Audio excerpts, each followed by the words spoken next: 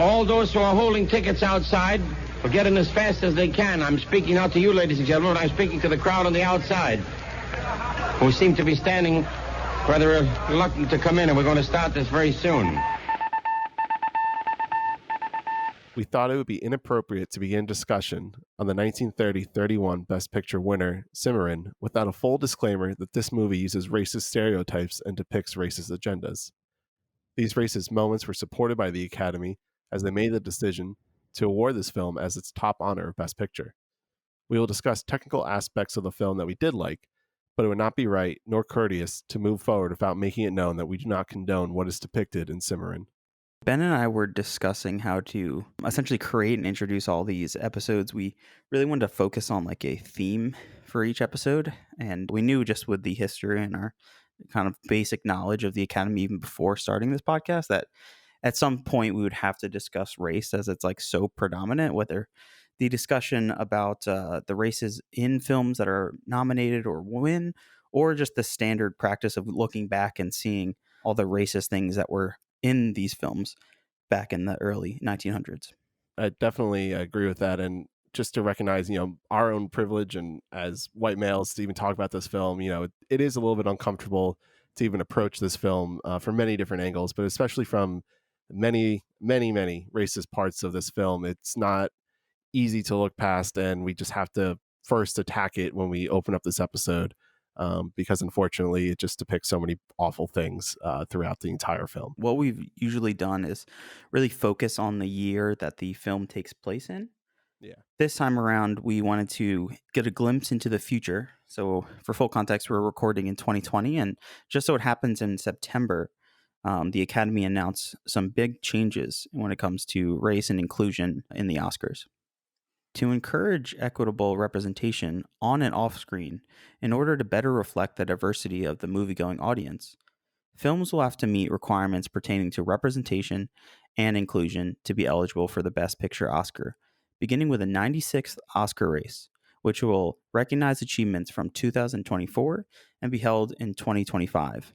The Academy of Motion Picture Art and Sciences announced Tuesday, starting with the 96th Oscars, a film will have to meet at least 2 of the 4 following standards to be eligible for Best Picture. Standard A, on-screen representation, themes, and narratives. A1, lead or significant supporting actors. At least one of the lead actors or significant supporting actors is from an underrepresented racial or ethnic group: Asian, Hispanic / Latinx, Black / African American, Indigenous / Native American, Alaskan Native, Middle Eastern / North African, Native Hawaiian or other Pacific Islander, or other underrepresented race or ethnicity. A2, general ensemble cast. At least 30% of all actors in secondary or minor roles are from at least 2 of the following underrepresented groups: women, racial or ethnic groups, LGBTQ+, people with cognitive or physical disabilities, or who are deaf or hard of hearing. A3, main story / subject matter. The main storyline's themes or narrative of the film is centered on the underrepresented groups. Standard B, creative leadership and project team. Creative leadership and department heads must also meet all of the following underrepresented groups. B2, other key roles, and B3, overall crew composition. At least 30% of the film's crew is from the same underrepresented groups. Standard C, industry access and opportunities. Paid apprenticeship and internships must represent the underrepresented groups. C2, training opportunities and skills development. Standard D, audience development. D1, representation in marketing, publicity, and distribution. Alrighty, Ben. So reading through all these different standards that the film must qualify for at least 2 of each of the 4 standards. How do you feel about this? Do you think this is pushing a narrative based on a lot of people's feedback, or do you think this is the right thing to do to automatically kind of set these standards so that we do have more inclusion on Best Pictures overall from the Academy? I think it's really good. I do have to say that's really good. I think that it's also tough from my position to give like a full breakdown of everything, because there's a lot of nuances. People have already kind of criticized these inclusions because there have been a lot of films in the past that would just meet these requirements already. So it's like it's like good, but then it feels like that it's not going to fully work. But the more important things for me are the standard A and standard B parts. Standard A is more for the on-screen representation and the themes and the narratives and the storylines about it. So pushing more of a non-white narrative. And I was actually reading a New York Times article that was talking about this past Oscar ceremony in 2020 and how even though a movie like Parasite won and how it seems like we are making those steps, there still are a lot of white male narratives that are being nominated for Best Picture, especially focusing on older stuff like World War II or even World War One and stuff that happens in Victorian aged England or colonial America. So it is great that's going to push more executives and producers to find underrepresented storylines and narratives for a lot of people that can't or don't see themselves on screen right now. So I really do applaud it for that. But then I do also know that in the past, not even recently, but even going further back, that a lot of those Oscar nominated movies that people would criticize would still meet those requirements. So it's a little tough. It's like really good, and I think that it's going to do good. But I do foresee that it may be taken advantage of in some ways. Yeah, definitely. I could see that. It's kind of a dual-edged sword where it's like you love that they're kind of pushing the hand to allow these kind of creative decisions to kind of change. But on the other hand, you don't want to push it too hard where it's like you have to meet all four standards. But if you are pushing for at least two standards, you're hoping that they're going to be pushing for like the standard A for representation on screen and the narratives, and also push for the creative side where, you have the casting directors, cinematographers, and directors and actors that kind of represent the behind the scenes for the production overall. But then on the other side, I wonder if people like will abuse this, whether you hire an intern because they're LGBTQ plus, only because you can check that off. And hopefully when it comes to Oscar season, you can check that off without having like representation in the film itself. And then same with like the final standard, the D standard, when it comes to audience development. And it really just focuses on hiring and having representation for like your marketing department, publicity, and distribution. But again, is that just taking away from the fact that they're just not going to be on screen? What people want most is just seeing their likeness, I think, on screen, and to just kind of push more stories that we just don't see as often. While it's great to hire people of all sorts of backgrounds, and especially these underrepresented groups, I wonder how people are going to essentially finagle the system, because that's what it's always been for award shows. How do you one up somebody? How do you like cheat the system here and there to just kind of still get on that same playing field, or even bump yourself above everyone else?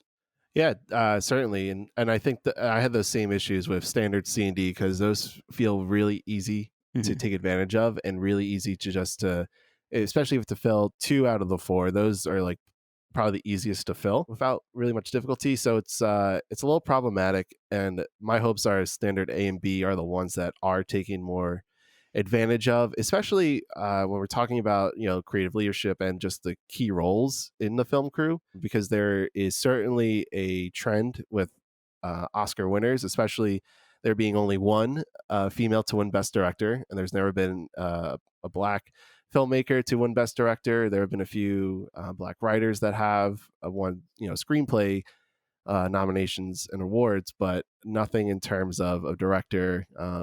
Again, even with actors, it's such a minefield, because there's a lot of issues, especially recent, because this is coming off of in 2014-15 when it was hashtag Oscars So White, and there was only white nominees in all the acting categories, and even recently there still wasn't a lot of underrepresented actors and actresses in those categories. So our hopes are that standards A and B are the ones that get taken advantage of the most, but there is certainly a fear that C and D are going to be taking advantage even more, and it is going to create a lot more problems down the road. And what's interesting looking back, really haven't hit a landmine that is as controversial in terms of like the content and the racist like agendas that are going to push from characters and maybe even the film overall, which we'll talk about Cimarron. But I'm curious, like, when we're looking back and we look at the Academy, we've done some research to try to see how much they've like acknowledged or looked back at these Oscars, or at least these Best Picture winners. Have you noticed that they've addressed any of these concerns, or at least these problems with the films? Yeah, I mean, and to also go back a little bit, in Broadway Melody, there's a lot of sexism, which we talked about, and it was so this isn't like the first movie where like a lot of these problems show up, but it was more that this film and Cimarron for the fourth Oscars that it was like really in your face, some of the racism, Hmm. and it was really hard to not want to talk about. So yeah, doing research for this film in particular, there isn't much out there, and I found that to be really frustrating. I found I was really annoyed while researching because I wanted to know what people thought about this film. And outside of the glowing reviews at the time of its release in 1930, there really isn't much out there. And I also found it to be interesting when we're talking about the modern day approach to these issues because it's not brought up. No one brings up the fact that the Oscars picked a very racist movie to win Best Picture when talking about the issues. Some of the issues are more focused on the representation in the acting categories and more on the storylines today, but never looking at the past. And I think that we do need to look at the past and to acknowledge that. And one of the things that I really am hoping for slash excited about is for the Academy Museum, which is opening up next year in April 2021. Because yeah, we're gonna have this museum now dedicated to film, dedicated to the Oscars and the Academy in general, and that's gonna be great. And I hope that there's a hall of like Best Picture winners, like the Hall of Fame, if you want to call it, but it's just like a hall of all the Best Picture winners. And I really hope that Cimarron is talked about with what's wrong with it and not just the general like, oh, this was just the first Western that won, or it had this great production design. Like it needs to be talked about for what it is. And there isn't much out there from the Academy to talk about that. On their website, when they talk about their ceremony, there's barely any info about these issues. And it's just really problematic to now talk about in present day and not have it there for us to dive into, because we now have to just say like, are they just hiding it? Are we like, we're questioning the intentions behind why there's nothing really out there or why it's not even talked about. This past year, we saw a big blow up explosion in the Warner Brothers side with the HBO Max when they kind of pushed Gone with the Wind on their streaming platform. And it's funny to see that film since it's kind of always been talked about and it's always remained in like the film zeitgeist, I guess, when it talks about like iconic classic films.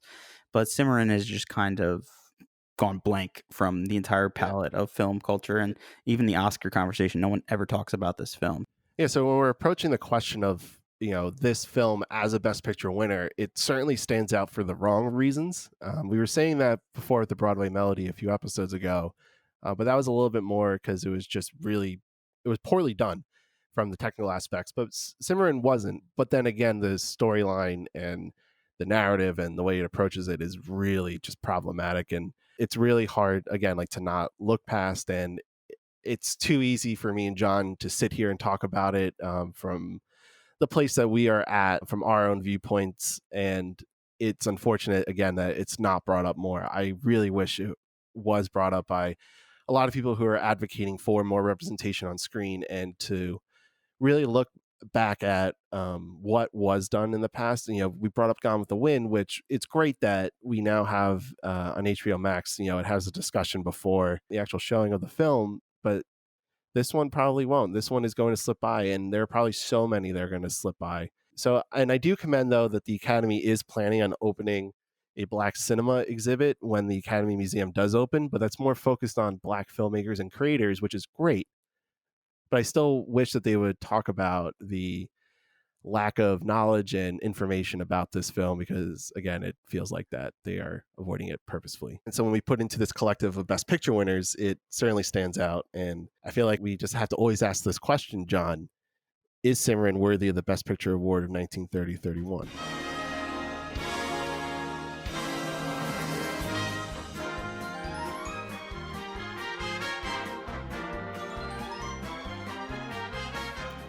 So welcome back to Worthy, episode 4. I'm Ben.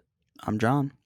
And this week we're going to be talking about the 4th Academy Awards from 1930-31, which gave the film Cimarron the top honors that year. Cimarron is the first Western to win Best Picture, which is a category that we haven't seen yet. And it's actually not represented much in other Best Picture winners. So before we get into that, though, we appreciate you guys listening to these past few episodes. And this one's definitely going to be a bit of a different conversation, as you can tell from our intro discussion on this film. Yeah, I think even the mention of calling Cimarron a Western is just a complicated matter, along with so many different complicated things that are in this film.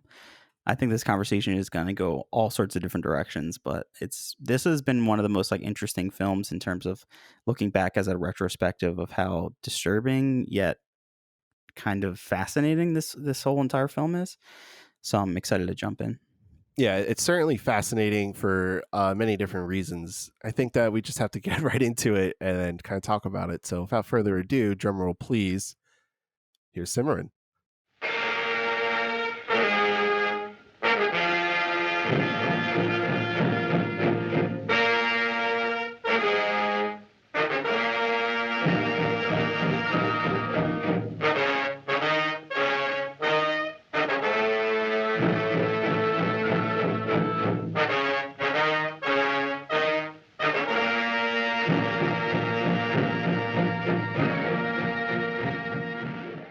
A newspaper editor settles in an Oklahoma boomtown with his reluctant wife at the end of the 19th century. The Oklahoma land rush of 1889 prompts thousands to travel to the Oklahoma Territory to grab free government land. Yancey Cravett and his young bride Sabra cross the border from Kansas to join the throngs. In the ensuing race, Yancey is outwitted by a young prostitute, Dixie Lee, who takes the prime piece of real estate, the Bear Creek claim, that Yancey had targeted for himself. His plans for establishing a ranch thwarted. Yancey moves into the town of Osage, a boomer town, where he confronts and kills Lon Yotis, an outlaw who has killed the prior publisher of the local newspaper. Having a background in publishing himself, Yancey establishes the Oklahoma Wigwam, a weekly newspaper to help turn the frontier camp into a respectable town. After the birth of their son, Cimarron, a gang of outlaws threaten Osage, led by the Kid, who happens to be an old acquaintance of Yancey's. To save the town, Yancey faces and kills the Kid. Beset by guilt over his killing of the Kid, when another land rush appears, Yancey leaves Sabra and his children to participate in settling the Cherokee Strip. After his departure, Sabra takes over the publication of the Oklahoma Wigwam and raises her children until Yancey returns 5 years later, just in time to represent Dixie Lee, who had been charged with being a public nuisance and won her acquittal.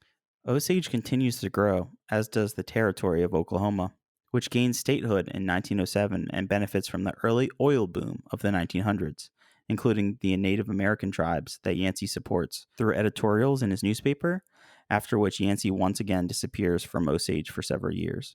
At the time, Sabra is vehemently anti-Native American, despite her son's involvement with Native American women.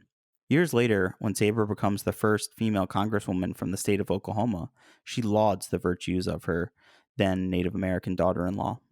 Sabra and Yancey are reunited one final time when she rushes to his side after he has rescued numerous oil drillers from a devastating explosion. He dies in her arms. Cimarron starred Richard Dix as Yancey Cravett, Irene Dunn as Sabra Cravett, Estelle Taylor as Dixie Lee, and Eugene Jackson as Isaiah. Cimarron was nominated for Outstanding Production, Best Director for Leslie Ruggles, Best Actor for Richard Dix, Best Actress for Irene Dunn, Best Writing Adaptation for Howard Estabrook, Best Art Direction for Max Rhee, and Best Cinematography for Edward Kronjaeger. So where we begin this discussion of Cimarron is actually at the way beginning of the film, where it shows and depicts the Oklahoma land rush of 1889.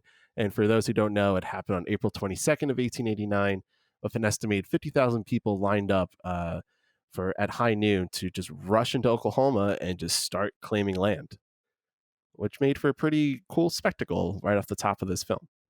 Yeah, I think it's one of the most notable scenes, and I think for most people looking back at this film, it's one of the scenes that people remember the most. It was a crazy, crazy scene where it opens up and you have thousands of actors and different kind of wagons and all sorts of different horse-drawn carriages that are all prepared and ready for this huge, massive race. And it's something that I've never even really seen in film like this, especially how many people there are, how big you can get a sense of how big the budget is already from the very beginning. Yeah. How many camera angles they switch throughout the entire process. It's it's an awe to see the very beginning of the film. Yeah, the first time I watched this, I was like, "Holy shit, this is really cool." It was not, you obviously hear about the Oklahoma land rush when in school, growing up, but you don't actually have a way to picture it in your head. And so when everything started unfolding when I first saw this film, I was like, "Oh my god, that makes complete sense." First off, like that's how it's done, and second, like this is really cool. It's really well done. But it does start out a little. This is where the problematic stuff does start to happen because the first line of the film is of a Native American man in the crowd of people who are getting ready to line up, and he's just kind of walking around, and he kind of like starts to look at something on someone's horse, and the guy says to him, this is the first line of the film, is, "Hey, drop that red skin and get out." So really bad off the top. So it's cool as a spectacle at first, but then you also have those racist elements right at the top of the beginning. So it's like, where do we go from here? Yeah, as soon as that starts, it's like, oh, is it this kind of Western? Like, is it this kind of Yeah. film? Oh man, who? I hope that's not the lead character. But Yeah. this famous land rush scene involved 5,000 extras, 28 cameramen, 6 still photographers, and 27 camera assistants. And this film was later on remade. And when MGM remade the film, they actually used the same exact shots from the original film here. So it definitely carried on its legacy of at least this iconic scene. But yeah, like you said, we're already starting off with the first line of the film being like, oh man, what Yeah. is this? What am I about to get myself into here? Yeah, that's certainly how I felt. And but still to like want to talk about this like land rush, because it's, again, we keep saying it's impressive, and I feel like one of the things that was most impressive for me was the amount of like little storylines they were able to pull just from like having people running and rushing in the crowd. Because you had at one point, you had a family whose dad is like, who's like children is like bothering him, and he's just like, like annoyed. He's like, I'm just trying to get there. I'm just trying to get there just to get one piece of land. Then you also have Yancey's character who's trying to get to the Bear Creek land, and him and Dixie Lee have a bit of a, I don't want to call it a standoff, but she tricks him really well to get the land away from him. You just have some like other ones. You have one of a horse carriage breaking down, which makes for some really cool like stunts, and so there, you can definitely tell there's a lot of coordination and thought into the filmmaking of it, which kind of echoes when we were talking about All Quiet on the Western Front, which is like these films have started to push the limits and started to push like what they can do in terms of choreography of big events and big set pieces. So it's really impressive, certainly from the technical standpoint, that they're able to pull this off. Yeah, it's very impressive from the director Wesley Ruggles, who kind of sets the scene. And at least I already got the impression from the very beginning that this is it's hard to say subtle, because a lot of these films, even this film, looking back, it's not very subtle in terms of its agendas for each character and the overall film. But we're getting a more sense of like a naturalism that we haven't seen in the first 3 films in terms of the dialogue and some of just letting the action kind of speak for itself without overusing dialogue cards or just overusing dialogue because it's your first time to kind of like jump into the sound here.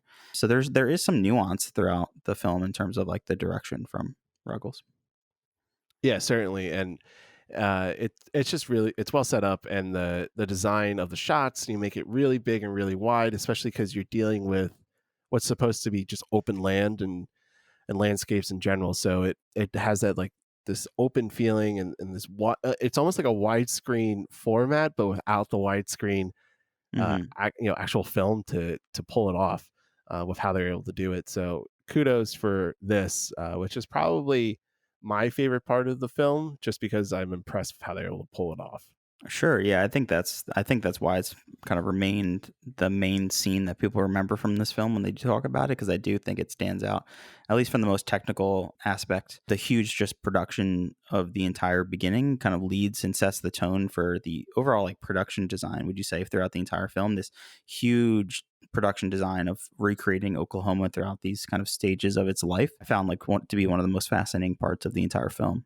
Just the setting and themes there. When talking about some of the themes of the film, which is the development and sort of talking about manifest destiny that a lot of colonialists and early Americans had with expanding this country. And so the beginning starts out really open, and then as the film goes on, we start to add these elements of a town, of a city, and just of a way of life, which works well within this film.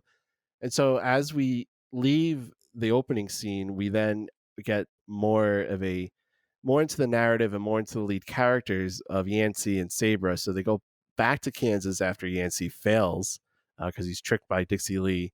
And he's like, well, I still want to go back to Oklahoma because he's still passionate about his role in settling and creating a new world in America and this new way of life. So he's definitely has these like admirable intentions for his family and for the country in general. So he pretty much just is like, hey family, I'm leaving, I'm taking my wife. And then Sabra's mother is like, you can't do that. And she's like, yeah, fuck it, he's my husband and I'm just gonna go for it.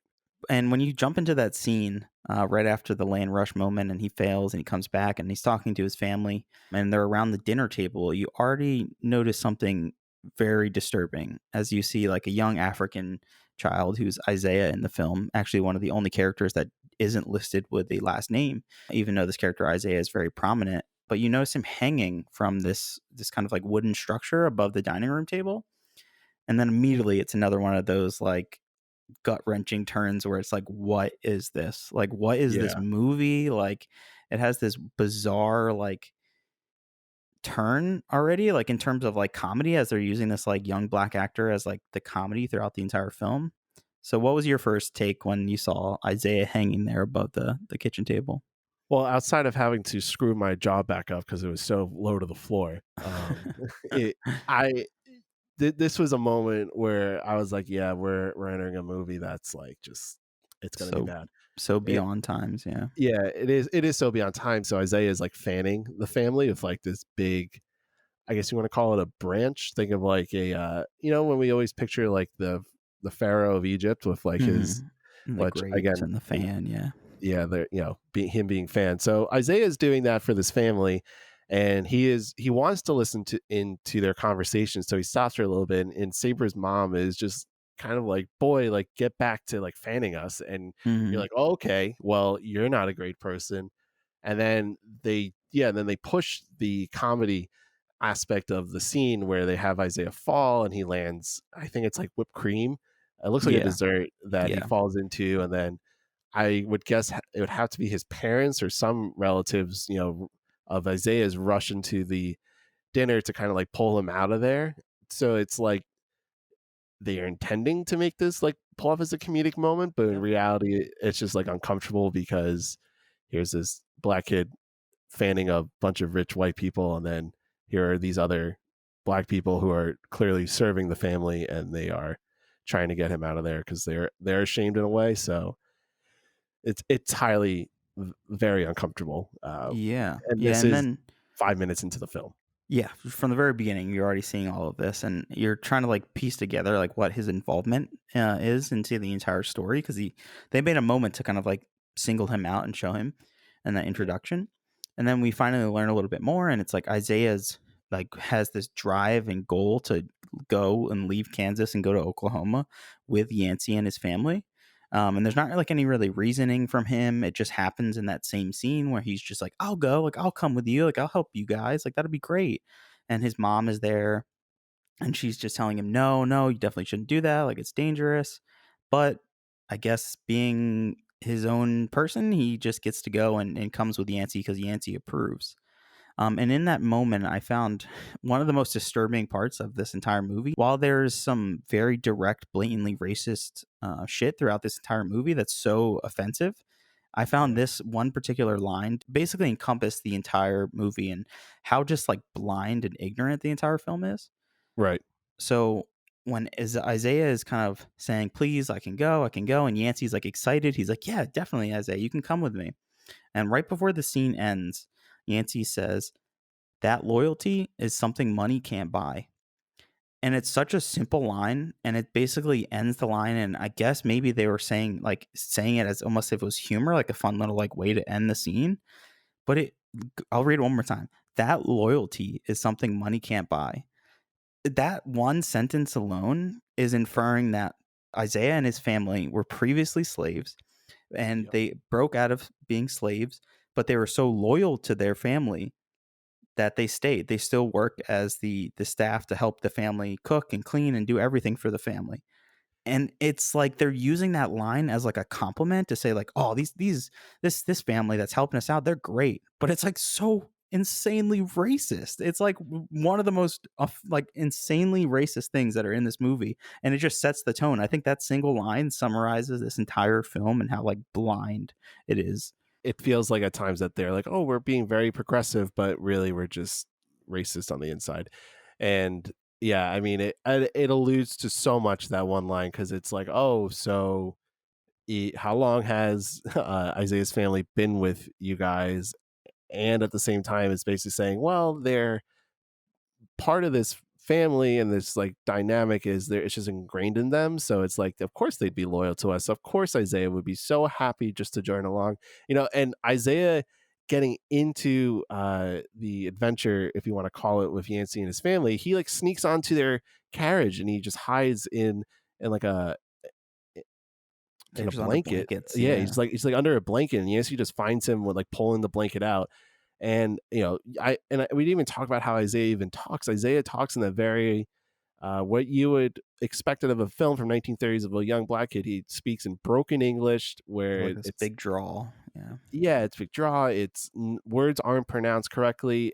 And this is a kid. This is a kid that was given these lines to say, and it's horrifying. And, you just feel so bad watching it all unfold, because you know that this isn't right, and we can't condone it. And so it is really disturbing. And so yeah, so from there, so now Yancey has Isaiah with them. It's him, Sabra, their son Cimarron, which is a little interesting that his name is Cimarron, because also that word means wild. So why would they call their son that? I don't know. There's no But explanation. yeah, there's no explanation. Like, there's really no explanation for why, but I guess that's why that's the name of the movie in a certain way. He has Uh, nothing to do with the movie, so it doesn't make any sense. yeah, Honestly, it feels like a plot line they cut out or something. I don't even know. yeah, it really does. So yeah, so now we're entering back into Osage. So to kind of give a picture of the scene, so now we're actually at the town is developed. So this is like again, like when we talk about the set design, the production design of the film, it's really cool because they start out kind of a blank slate of land, and all of a sudden now you have these towns. There's all these avenues and streets, and one of them is called Pahuska Avenue, which is like the main street, but Pahuska means like an old white-haired Native American, and Cimarron kind of starts making the the stereotypical Native American chants, which his mother tells him to stop doing after Yancey tells him like what that word means. And then Yancey says probably the one line of the film that I cannot get out of my head, that haunts me to still right now. So they're riding down this street at night, and there's all this commotion going on, and Yancey's pointing out to Sabra and Simran, like, look at the bar, look at the hotel, look at all this. This is also great. And then he points to a stand of watermelons, and he goes, lots of watermelons there, Isaiah. And Isaiah goes, yes, sir. I'm sure glad I came to Oklahoma. What the fuck? Yeah. What the fuck is this? We Yeah. are now incorporating one of the worst stereotypes of a black person in general, and this is something from 1930, and this is a part of it. So it's part of a Best Picture winner that this is a part of. And oh my god, like when that line happened, this is I think 18 minutes into the film. This is a 2-hour film. This is 18 minutes in, and we have the main character who's supposed to represent progression and westward expansion and being an American and being all this that you can be to fulfill your destiny. And he's telling this black kid that was part of his family's home, that was essentially a slave in his family's house, pointing out watermelon to him and saying, oh, don't those look great, Isaiah? As if like it's the only thing Isaiah can look forward to when he comes out with it, when he gives up his life and his parents back home for this, just for fucking watermelons.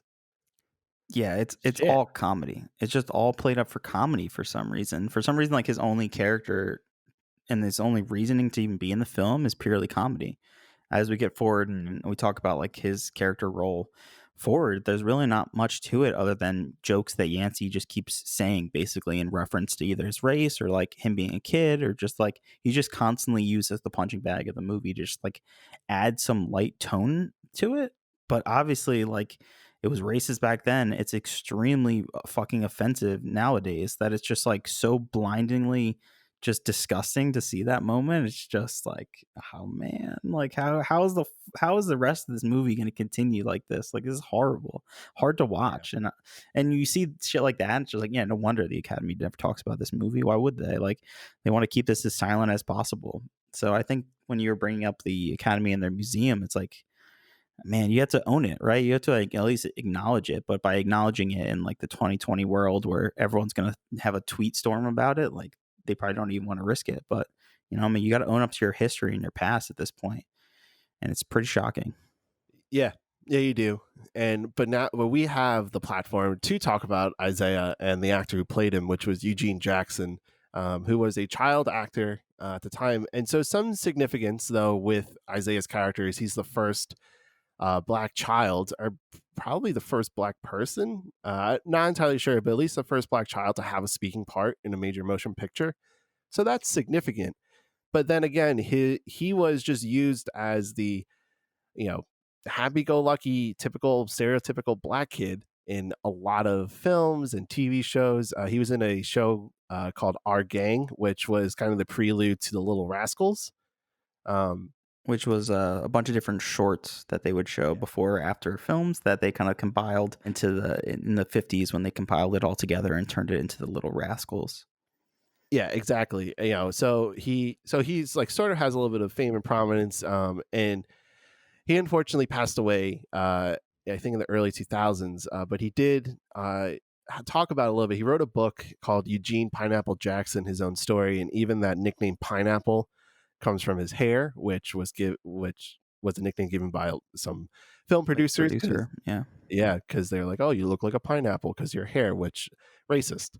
But he experienced other forms of racism with only earning $55 a week compared to the white children that he was working with, which was $75 a week.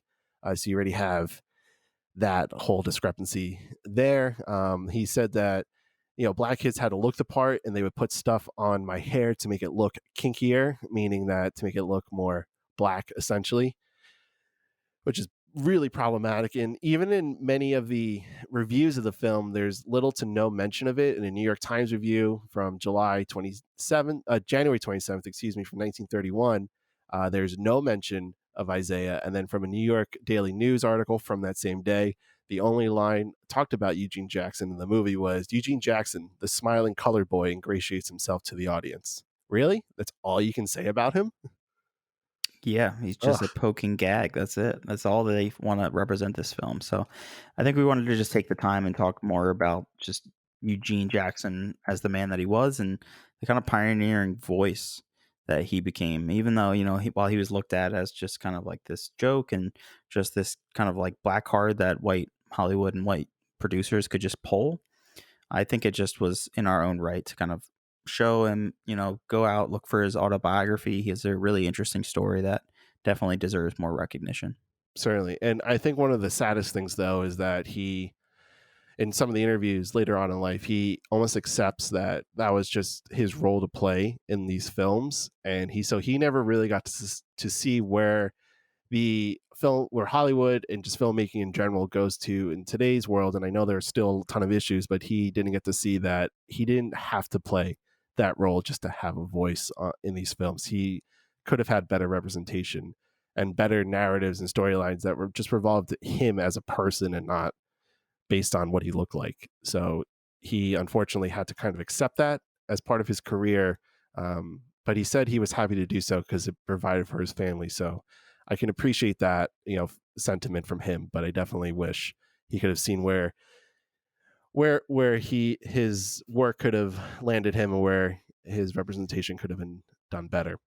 So we will kind of touch a little bit more on Isaiah's character, but we should move a little bit on into some other aspects of this film. Yeah, so we talked a lot about Yancey and a little bit about Isaiah and Eugene Jackson. But what a lot of this film is really kind of centered on is Sabra and Yancey. So the husband and wife aspect of the film is very much the core center of the film. You know, you have Yancey as this kind of like pioneering leader where all the men look up to him. You know, he's the pioneering guy that comes into town and is like, oh, your newspaper sucks. Like you have this essentially like murderous cowboy who's just like holding all of you people down under gunfire and just kind of like harassing the town. He even killed the previous publisher for the wigwam. So Yancey takes over, and there's always conflict between Sabra, whether it's further on where Yancey wants to move and kind of grab more land or kind of fight in a war. There's just kind of this always constant back and forth between the two. But what's kind of centered and focused for most of the film is actually not even Yancey. It's more of like Sabra who becomes the main character throughout the entire film. Yeah, she sort of takes precedence on the screen just because Yancey is unable to be stable in any part of his life. He's always, Saber gives some knowledge on this, just how he can't stay in like one place for like 5 years. So he's always a guy that's looking to get out, to expand, to do more. So Saber does become a bigger presence in the film because she has to kind of take over and provide for her family and for this newspaper, which is unfortunately called the Oklahoma Wigwam. Really bad. So she does take over a little bit more precedence of the film, so it's great that she shows some of that stronger leadership, but she is not a perfect character at all, so we can't give her too much credit. No, I don't honestly. I just don't think you can give her any credit in this movie. Yeah. Like, she seems like this kind of like strong, empowered woman, and it's like at the time when we look at this kind of era from beginning in the very early 1900s to up until about like 1929, where this film kind of like lands in its finale. She kind of wants to represent women in this women's suffrage movement, and that's a kind of big core part of this film. But at the same time, every decision, every kind of thought is always seen through the lens of like Yancey and like how he sees these issues, and it's always up to him to figure out like the final issue. Like as soon as he leaves and he comes back in and there's a trial with Dixie, like nope, he's jumping in, like he's the final say of everything. It's like everything she does has to get approved through him, and or either just spawns from his own idea that she's just like, oh yeah, you're right, after like an argument once. Yeah, she's like psychologically messed up because of his inability to just like truly just stay with her and establish a life with her, which I'm sure messes with her psyche, at times. And one of the other faults that we have to talk about with her is her constant referral to Native Americans as dirty, filthy Indians. She's always referring to them as that, especially when her son Cimarron is either interacting with one or there's one scene where a Native American comes up to Cimarron while they're playing outside and just gives him like an artifact. It had some feathers on it. I don't think it was a headdress, but I think it was just like some sort of Native American artifact. And Sabra instantly just takes that away. He's like, you shouldn't be taking stuff from those dirty, filthy Indians. And it's just like, lady, So fucked up. lady, like what the fuck? And then at the end, she has the fucking balls to, say like how her husband was a champion for Native Americans and how how much she loves her daughter-in-law who's a Native American. It's all just bullshit. Yeah, it literally is. There's no like turn or progression in her character, and None. every kind of change in her character is simply because Yancey said so. You know, like he even at the very close to the very end when they're together for the last time and he's running the newspaper, he's just like, "Well, I'm in charge of the newspaper. You know, I'm gonna vouch for Native Americans to have the right to vote." And it's this weird like conflicting issue where the film and Yancey they're like pushing him as this like progressive leader and icon, yet at the same time he's just so backwards, and Sabra literally just follows every move. So it's like the film is very much about women having their own rights. Like Sabra wants to have a women's club, and Yancey later on defends Dixie, who's accused of like adultery, but at the same time there's just so many racist elements, and it's like it's not even just from the characters itself, it's from the writing, it's from the direct standpoint of the screenwriter who planned this all out and wrote this dialogue. So it crosses that line, and it asks the question like whether this is a racist film or whether the characters in the film are racist. So what do you think about that? I mean, I just think it's both. I think you can't have. I think it's really hard to differentiate, especially with this film, because the characters say so many racist things, and the film does so much with not even just saying stuff, but with just representing a lot of things. So I would say it's both. I don't know what you think necessarily about that. Yeah, it's definitely both, because you have like the watermelon scene, for instance. That is from Yancey's point of view, and he's saying like, "Look at that, Isaiah, isn't that great?"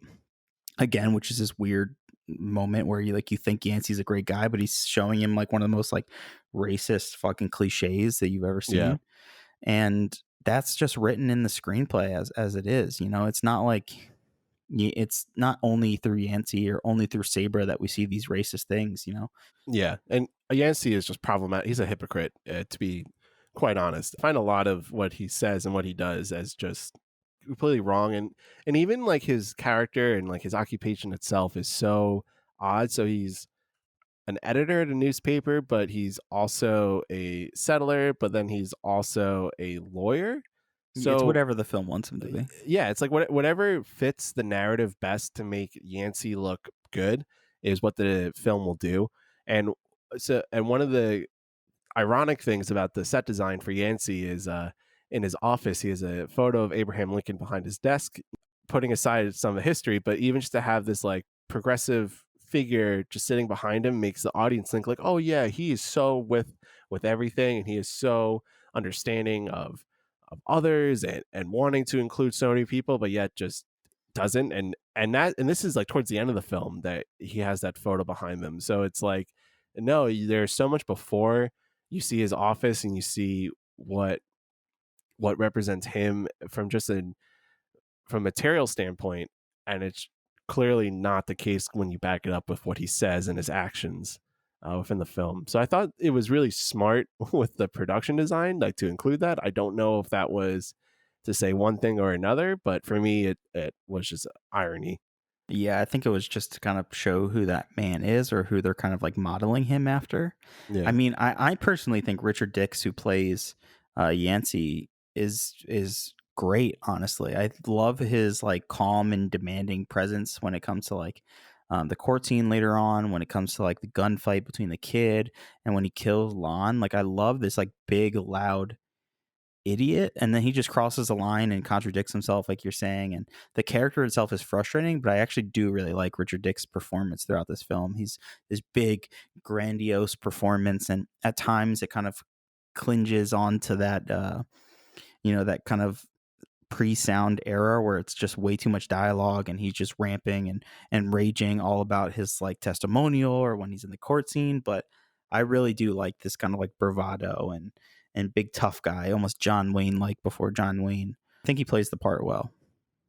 I don't like it because all I see is a lot of overacting and just trying to be something bigger than you're not. And I think that comes again, it comes from the acting styles of the time. I think that a lot of these actors are still transitioning and still trying to figure out what works best in sound films versus silent films. So I can give that to them, that maybe it's not like exactly perfect, but I didn't love his performance. I actually found some of the way he delivers the lines annoying. Like he's really forcing a southern accent, and he has these like weird like yelps, and like I don't even know like the Oh, I word he would love put them. behind. I love those. It's so like it's like trying to do like a war cry, but I don't like he does it like when he's leaving at the beginning from his like in-laws Mhm. house, and it's just like Yeah. what the hell are I you love it. It's doing? so weird and bizarre. Like, it's like that weird actor kind of Nick Cage vibe where it's like, where did that come from? I don't know. It just kind of like came out of his mouth. And to Yeah, like back up some of the things that I love about Yancey in one particular scene. So we talked about this kind of outlaw that's taken over Osage County and Osage, Oklahoma, and his name's Lon Yuntis, and he is kind of like the outlaw who's killed the previous newspaper publisher, and everyone's afraid of him around town. And Yancey's this like tough, brawling man who comes into town. And he's like, well, he's gonna listen to me because he has to, and that's like, all right, whatever. So he gathers the folks people around, and he's given this almost large sermon, essentially yeah. talking about like the destiny, the future of this town, how he's going to clear everybody up. And you can tell that the film and the filmmaking is like slowly building up the tension. You see Lon and his gang kind of like come into the back of the group of people, and you're like, okay, I'm vibing with this. This feels like very modern Western. You know, you're setting up this like duality. You see Richard Dix play as Yancey. He's like kind of slowly revealing his guns. It's all done very subtly. You know, these are just like two wide shots of the two men back and forth. And you're like, okay, what's about to happen? Like, they're going to have a shootout between everyone. And this line I love where Yancey is just like, I'll tell you what his name is. I'll tell you what his name is. Like he's like working up to say that it's Lon Yuntis. And he's about to like basically say like, it's you, like you're the problem with this town. And then all of a sudden Lon shoots at him from across the entire meeting hall. And Yancey ducks down and dodges the fire, but he pulls up two pistols and just like shoots so many bullets into Lon and just kills him immediately. And then as soon as all the smoke and everybody calms down for a second, he just says, was Lon Yuntis. And it's like he was about to say what his name is and then just changed it to was because he just murdered him. And I thought that was such a cool, in a film that's so dated and has all these other issues, it felt very modern and like in your face, very like Tarantino-esque when it comes to like the Western aspect of it. Yeah, I can definitely see the Tarantino aspect in it. It's pretty reckless when you think about how the scene is set up, that they're just in this crowd of people and yeah, I love that though. They're just shooting over like heads of like this mass group. It's awesome. It's so badass, and that's one of like many moments that Yancey and Richard Dix performance that I like really like. This stern, just like I don't give a fuck who you are. I'm gonna take you down. Like this bravado and confidence that I like really enjoyed. I did like that sermon scene. I think it has there's a lot of good things that he says before he shoots Lon. So to also kind of set up, like Lon was kind of like bullying this Jewish man, Saul Levy, in some earlier scenes, and Yancey kind of right when they get to town. Yeah. Yancey sort of comes to his rescue. So Saul like comes to the sermon, is like, hey, can I sit on this? And Yancey's like, of course. So Saul sits in the front, and Yancey started to talk about like inclusivity and how the community had like the church hall and the space, which it's also ironic because the sermon is being given in like a gambling house because there's no other structure for a church just yet because they're still building the towns. But anyway, so this is like where this church meeting is happening. And so he talks about how everyone's included, including people of Hebrews of Hebrew descent. So great, you're including Jewish people into this, but then he sort of says like, oh yeah, but not Native Americans, and points to a group of Native Americans who are sitting in the back of the hall. He's like, yeah, you guys aren't really kind of a part of this. You guys can kind of just stay off in the background. So yeah, again, one of those like scenes where it's like, oh cool, like great, you're including everything. And yeah, there's like this cool like shootout between, you know, him and Lon, but then you're still taking the time to point out Native Americans and kind of saying how they don't belong within like, your inclusive community that you're trying to build up. Yeah. Like, ooh, why'd you say that? Yeah, so I actually kind of like the Saul Levy character. He has some pretty interesting lines throughout the film. So one of the lines, I think, to kind of talking about him and Yancey, so he says, they will always talk about Yancey. He's going to be a part of the history of the great Southwest. It's men like him that build the world, who build the world. The rest of them, like me, why, we just come along and live in it. So it kind of plays with how Yancey is the manly man, and Yancey is this guy that everyone should want to be, and especially as a pioneer and representing that. But then also it's kind of self-hurting Saul as a person, because he's kind of saying like a person like me. So is that saying like a person like a Jew? Is it saying someone who is, because he's kind of like a smaller built guy, so someone who isn't as big and is willing to go out there as Yancey. So it kind of plays with like the psyche of what it actually means to be a man. So it kind of plays with those gender roles where it doesn't really need to be. Yeah, that's a little odd. I mean, I think his whole character is kind of like pointless in this movie, honestly. He just like adds a couple humorous lines here and there. Other than that, he just hypes up Yancey, just like in that line you read. He doesn't really do much in this film. And a lot of people in this film just look at Yancey as this like god. You know, this guy comes in out of nowhere and just says he's taking over this newspaper, and everyone just like, all right, hey, yeah, that's cool. You're pretty awesome, dude. Like everyone's just like obsessed with this guy, and it doesn't really make any sense. They don't really like prove his worth from the very beginning. It's just very unclear why people love Yancey so much. Yeah, there's certainly a lot of like holes that they need to fill up with backstory, and even with the kid, this like outlaw. So I guess he's supposed to be like Billy the Kid, wink, wink. Like, you know, with his name being like that. Mm-hmm. So the way they first introduced the kid is he happens upon Yancey and Sabre at the beginning of the film when they're first going into a stage. They're kind of like camping out and all that. So they're like shitting themselves. You're like, oh God, what's going to happen? And then Yancey's like, oh, it's just a kid. This is the guy who I used to like run around with and just like be buddies with. So it's like, okay, so Yancey, again, going back to your occupation. So you're an editor, you're a lawyer, you're a settler, and you run around with outlaws. So does that make you an outlaw, or was the kid used to be a settler with you? What's going on? And there's like all this Yeah. like backstory that you're like, I feel like we should know more about this, but the screenwriters and the film and the director is kind of like, yeah, that doesn't matter. What matters though is like these cool shootouts, or like this cool land rush scene, or like these big sets, or the comedy that we're going to make fun of all the black kids.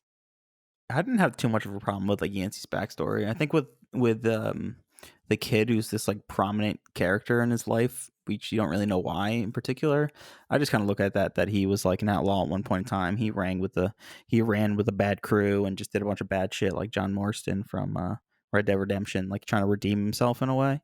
I mean, But yeah, yeah, it but just doesn't explore that conversation or that relationship enough, especially when you go down further throughout the film and when the kid dies and he has to kill the kid. Like, you don't really understand why that affects him so much because you don't yeah, know and I think that's the thing is though, is like they get into the shootout and like he has to kill the kid when the kid kind of bull rushes into the town, and it's like there's like a lot that's supposed to be there that isn't talked about. There should have been some backstory, like, yeah, like we could chalk it up to, yeah, it doesn't need to be explained, but I feel like when it gets to that kind of critical moment where he has to kill this like former friend of his, I would like to know where their relationship was. Yeah, and because it does and affect him a lot. Yeah, you're yeah, right. it certainly does. So it's it's interesting character development and like side plot, and I think that kind of like encapsulates like just the whole story structure of this film in general, which is a lot of just like vignettes. It's very episodic in a lot of ways, where it kind of just goes through like different phases of their lives, because this does take place over a 40-year period, which is we were kind of talking about, I think that was like the first thing that we both pointed out when we first started talking about this movie, is the story structure and how it is episodic, but it goes through like a long period of time. And I think that's actually the trend that I've seen in a lot of Best Picture winners, especially some early ones. So we're going to see kind of this like 40-year period that gets like expanded upon in movies like Cavalcade and The Great Ziegfeld and How Green Was My Valley, and sort of in like movies like The Last Emperor, Driving Miss Daisy, Forrest Gump, and A Beautiful Mind, where you have like these just central characters, and then we're just seeing their life progress over time, which I think is a very interesting story structure for a Best Picture winner, because there's no like central narrative, but there's a lot of these vignettes that kind of add enough to make you feel like that you are taking away stuff thematically and from a narrative standpoint. Yeah, in terms of like Cimarron, I think if I were to like describe the overall structure, it's about Yancey and Sabra's development in Oklahoma, but it's also essentially like a mini biopic about Oklahoma and Osage specifically. And that's kind of like a hard thing to explain to like someone who hasn't seen the movie. But it does just take huge gaps in between their lives. And it's definitely noticeable throughout those other nominees and other winners that you mentioned. And I think I have a reasoning maybe. And when you think of Academy voters and the Best Picture winners, and you're looking at those and they take a course over a long period of time, a lot of those are about like, oh, how times have changed. And I think a lot of these older Academy members are looking back at these films and it reminds them of a time that they liked or the time that they lived through, but it's also constantly questioning of, wow, a lot of things have changed. Like things are very different. And as like an older, like mainly white man who were a part of the Academy and are still mainly the dominant part of the Academy and mostly above 60 years old, they're looking back at their life and being like, wow, I love those times. And like, look how much has changed. I'm a different person, but look how much the world has changed. And I think that might be the reasoning for why there's so many similarities to these films. Yeah, it's certainly possible. I feel like there is an argument though that like these people who would be voting at the time, they would have to have been born maybe exactly at 1889 or like a little bit beforehand. So they couldn't have like really seen enough of like this old timey way of life to like fully like maybe appreciate it. I mean, I don't know. We don't know the exact voter base, besides that it was just like white males for the most part who were voting on these movies. But yeah, but it is certainly interesting to see how the world is developed and how life is developed over time, especially when you look at it through like Saber's lens, because she is seeing it from as this like pioneer woman and seeing it from this open space. And at the end of the film, it's 1929. So it's basically a year before the present day when the film did come out. And there's Osage is now like a city. She is in a big office where the newspaper is being distributed and printed. So she's interesting as a character because she's seen so much change, and she's supposed to change herself, even though we don't get a full idea of that. So it's like, kind of going back to, Yancey and the kid, it's like they make all these like kind of big moments. It's like these big episodic moments in all their lives, but then there's not enough to kind of like fill it in as to like how we got there. We're kind of just supposed to like just say like, oh, okay, this is what it is. So it's certainly interesting with how time is played with and then shown over time throughout the film. Yeah, it hops a lot, and I totally agree with you. There's that kind of dissonance between those big time jumps to like where there's that connective tissue. And the fact that Yancey is kind of all over the place, you lose a lot of Yancey and Sabra's relationship. The very beginning and up until probably like an hour into the film, it's very much about Sabra and Yancey and their back and forth relationship and struggle and kind of like planning and building their future. But then it gets to a point where Yancey is just like so out of the picture. He's so gone. It's up to Sabra to kind of carry the film. And I think because of that, you lose their relationship. You lose why they like each other. And it kind of like affects the end later on, which we'll get to. I don't want to spoil the ending of the film yet because I find the ending interesting. Yeah, It doesn't fully work for me. Yeah, Yancey's character again, like he just keeps on like fucking off and doing kind of whatever he wants. So it leaves those gaps. Initially it's at first it's like a 5-year gap when he leaves, and then it's another few years, and all of a sudden it feels like maybe like 20 years where he's just like gone, but it's really not. So it's really hard to understand like how his and Sabra's relationship develops, and then how she sort of handles that, because you were just seeing kind of the end result of it. So we're supposed to assume that everything is fine, but you definitely want you just want more out of these films. You need more of that background to make it a better story. And especially when we're talking about it again in the sense of as a best picture, I want like a fully developed story. I want characters where I feel like there's enough background, there's enough to talk about them. When we talk about like All Quiet on the Western Front, there's so much that you can already tell about Paul and like his background, and before he even goes back home like to his family, in Wings, and especially in Wings and Sunrise, where it's all silent, and you get so much, just from the characters interacting with others that you can get from their backstory, and there are pieces that can fill into from their past. But with Yancey and Sabra, there isn't much being filled in there. It's kind of just a progression just forward. It's just going forward in time and never like looking back, which is a theme in and of itself, because we're talking about westward expansion and the settlement of these areas in the country. But then again, you still want more from a story standpoint, because it just makes it easier to digest and understand, instead of just having to safely assume like that's what they meant or that's what is supposed to be happening. Yeah, you definitely lose that relationship between Yancey and Sabra because most of their dialogue together is very just political. It's a very about like setting the agenda that Yancey wants to push out, and him kind of demanding between the two of them like what's right and what's wrong. The film just becomes so full of itself, where it's like pushing this ideology that it kind of forgets what the actual characters should do or should represent, and you just kind of like it loses itself into it's trying to push all these different things, and it just kind of loses their relationship entirely. And that doesn't even mention the kids. They have like 3 different kids in this film, and they just like barely have any point in this entire movie. Yeah, there's 0.2. I think it's Any of the 2 children. Yeah, I think it's 2 children that they have, Cimarron, and then I forget the daughter's name, but actually kind of it was really funny with how they played her, because at one point when she's a kid, she says like, oh, I'm just gonna marry a rich old white man. She just says that like kind of randomly in the film, like her and her mother are, like kind of and Saber like going back and forth to each other, and then the last shot you see of their daughter is she's just with her husband, who's an old white man. So I thought that was like really funny with how like they were like pulled that off, and that goes back into how like again they're able to build this world and build it with the sets and kind of follow along like a natural progression. Like a few of those you can see in the set design of the Bixby Hotel. So when they first get to Osage in 1889, the hotel they stay at is called the Bixby Hotel, and at the end, when Sabra is getting this like dinner in her honor for being this first Congresswoman, it's at the Bixby Hotel. I think it's called the Savoy Bixby Hotel. So it's definitely expanded and gotten bigger.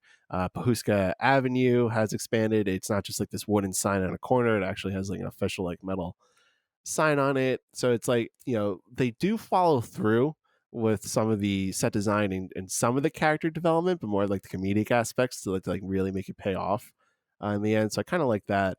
But going back to Yancey and his desire to want to be progressive and include everyone, which becomes a little bit of a debate between him and Sabra. So sort of like the last like big acting scene we get from Richard Dix as Yancey is when he's talking about this like editorial article that he wants to write about Native Americans and defending them. But he then calls them the red man, and when talking about them, and he says it's about time to give them full citizenship and live as free as the white man lives. First off, you are going to deem Native Americans get all these rights and stuff, but still refer to them as the red man, and to give them full citizenship in a country and land which they were here first and you weren't, and you're settling in their land, and you admit that you're as free as the white man, not even just as white people, but as just the white man. Thoughts on that? Yeah, I mean, that's kind of inexcusable looking back at it now and seeing the language, but I try to like look at it at the times, and I still think that Yancey would be like insanely progressive. Like if he told some of the other white men in the town this, like they would probably be like lose their mind, like go absolutely fucking crazy.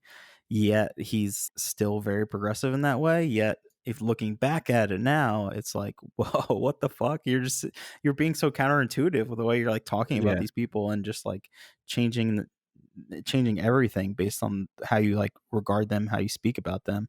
Doesn't matter because you're trying to like help them in a way. I don't know. It's like someone who like says they're not racist because they have a black friend. What? That's not a fucking reason that you're not racist. What are you talking about? What are you talking about?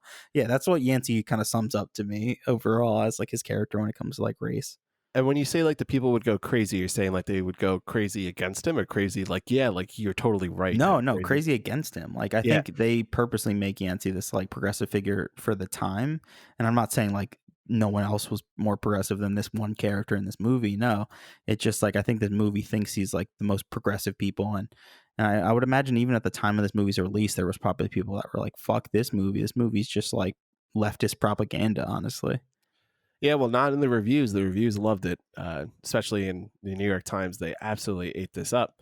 But also, so Sabra's response to Yancey wanting to write this editorial, which we were just talking about how people would go crazy. She goes, citizenship for Indians, give them the vote, and people here would mob you. And this comes like 10 minutes before where Sabra is like defending Native Americans when she becomes a congresswoman, is like, which is like, what? Where's this turn? Just because like, and this is coming because Yancey left and because his editorial article, which had good intentions, was such a big success that you're now looking at him like he's this like great figure. Yeah, it's simply just because the man told her to do so. It's simply because Yancey is the voice of all reason, and if you argue with him, you're wrong or you're dead, or you just eventually agree. That's the only way you can get past Yancey. And it's not even that because Yancey told her, it's because other people recognized, like, I think it was people in government, she said, recognized that Yancey was right. And so she's like, oh, well, if other people in higher up positions are saying that, then I must agree with that. Yeah, I don't know if that's, you know what, have your own voice, have your own thoughts. Like you're, especially as someone who's supposed to be this congresswoman at the end, you aren't exactly who you are, which ironically kind of plays into our politics today. But anyways, she's such a, they're all hypocrites. I think the only people that aren't hypocrites are Isaiah and Saul Levy, because they just stick true to their characters, which are just at times very unfortunate stereotypes in 1930. Yeah, I just think it's her just saying, "Oh, like my husband wanted it," and I guess she came to the conclusion. But again, the film doesn't tell us that, nor does it even like allude to what it might be. It's just kind of alludes to that. Yeah, she agreed eventually. It took some time, but she said, "Yeah," like because he was in charge of the paper, and then she looked back and was like, "I miss Yancey. He was right about all these things. Like he's the perfect man." Yeah, what wasn't that Yancey such a great person? fuck off.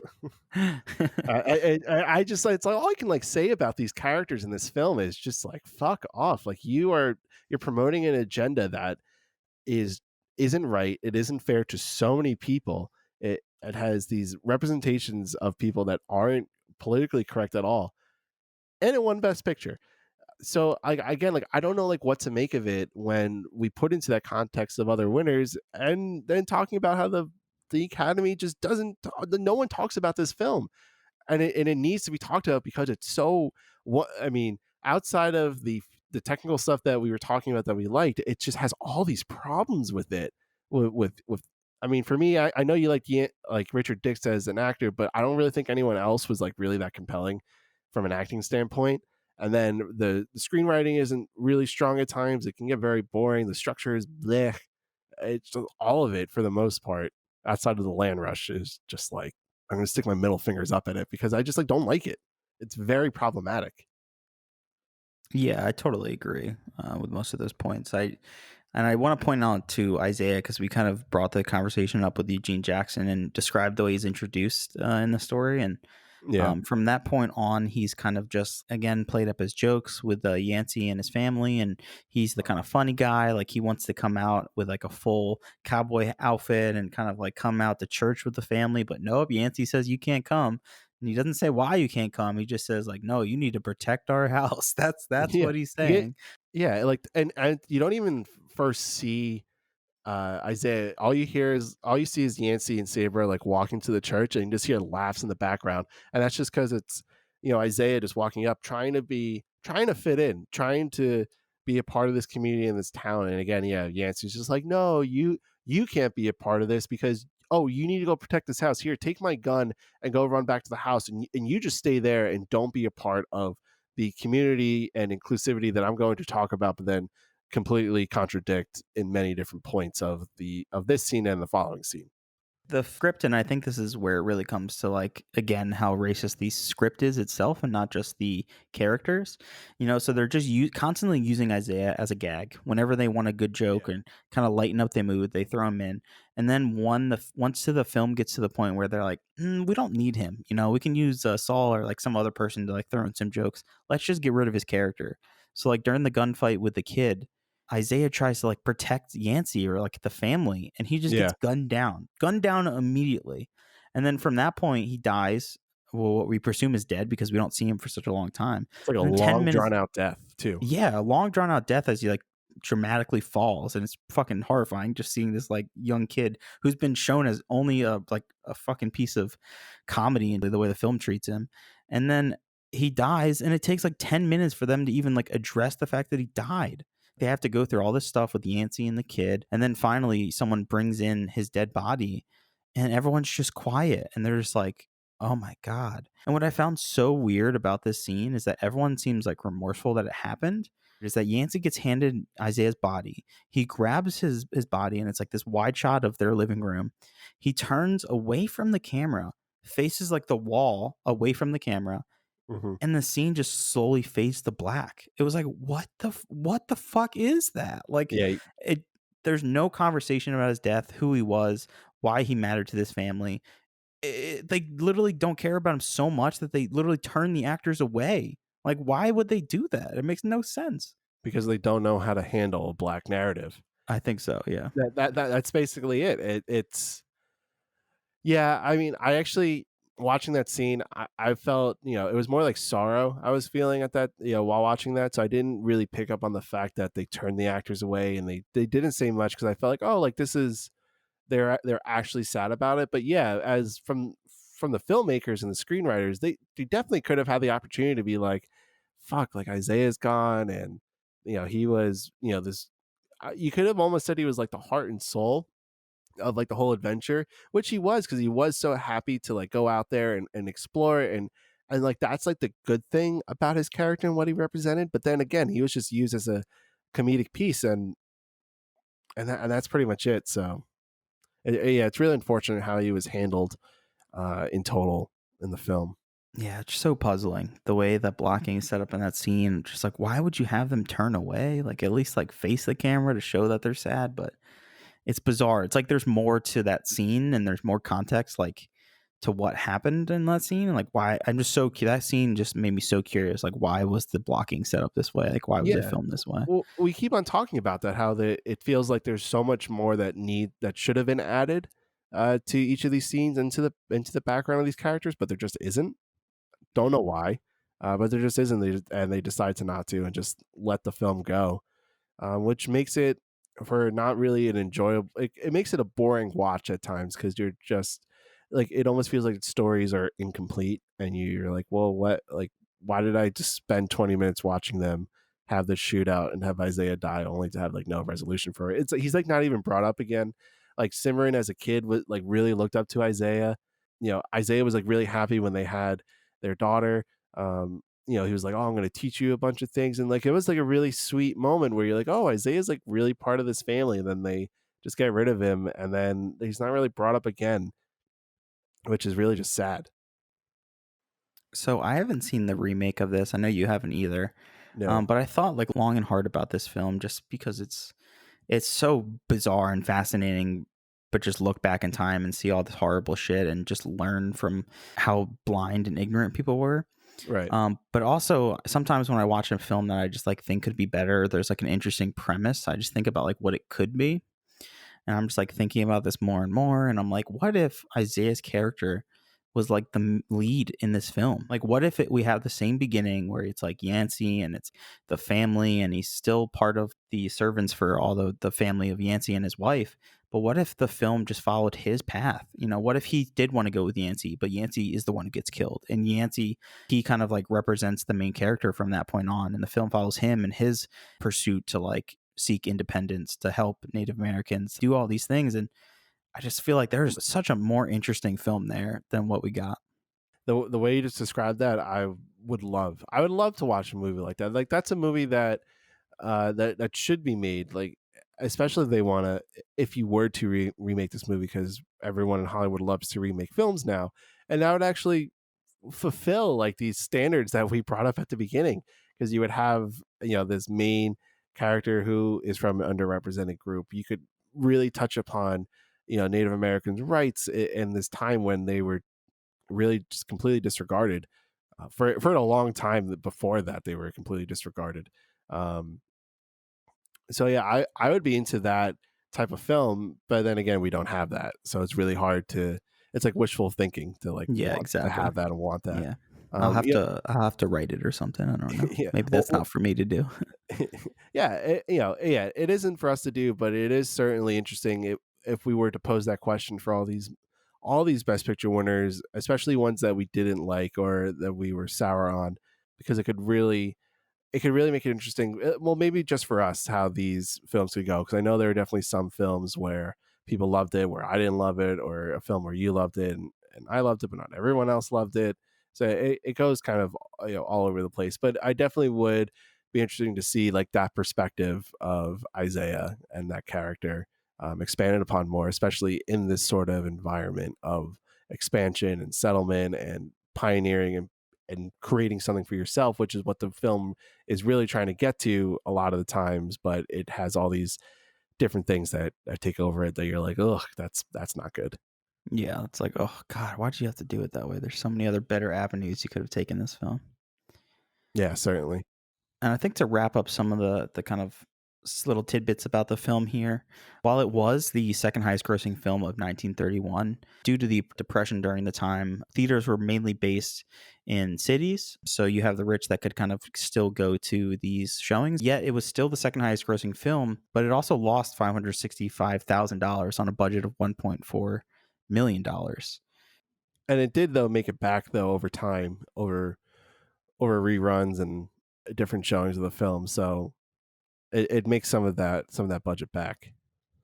Yeah, it just shows kind of how outlandish this budget was for this huge production. And you definitely see it in times, when we talk about the land rush sequence. What I do want to take one little nod and moment to recognize is I love the makeup. I thought the makeup in this film was like pretty outstanding. While even the old lady makeup of Sabra, because that one I thought wasn't like super great. I thought just her character, but I actually thought like Ricky's character and Saul Levy's characters. That older makeup was actually really well done. Yeah, I thought it was really impressive for 90 years ago. Like, honestly, yeah, I think Sabra's probably the worst out of everyone, but I was still really impressed. The way they kind of like slightly exaggerated it more and more throughout the years, I was pretty impressed by that, especially being 90 years old. Yeah, certainly. And one final thing, you wanted to talk about the ending because of how you felt like it wasn't tied up properly. Yeah, so we talk a lot about like Yancey and Sabra's connection, and that is kind of like the heart and soul of the film, other than the kind of biopic of Oklahoma. So what happens in the very end, for anyone who hasn't seen, is essentially that she's a congresswoman now. You know, she talks about how her son is married to a Native American and how she like believes and advocates for all their rights. Yada yada yada. She has this character turn for no reason other than she just says she does.